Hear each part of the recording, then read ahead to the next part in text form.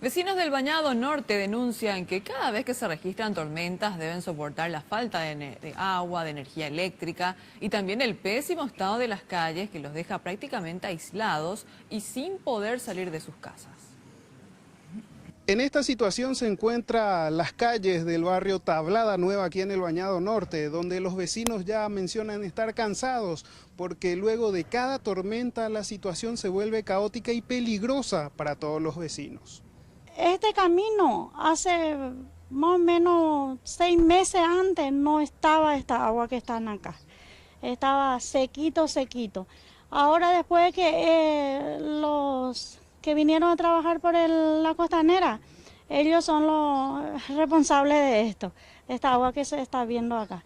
Pero lo que yo estoy hablando es por qué ellos primero no procuraron de poner bien el camino para trabajar.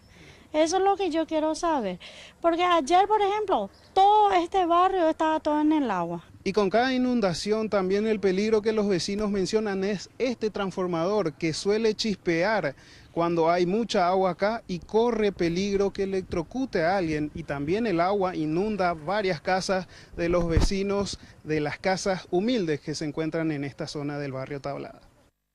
El agua es principal. La principal está suficiente, no es que ojo huevo ya no hay motocarro, agua es el problema. ¿Cómo hacen para traer? Y motocarro, cada motocarro hay. Necesidades básicas que sufren los vecinos del Bañado Norte, la falta de luz, la falta de agua, inclusive llegan a mencionar que pagan 20.000 el galón cada vez que no hay agua de SAP.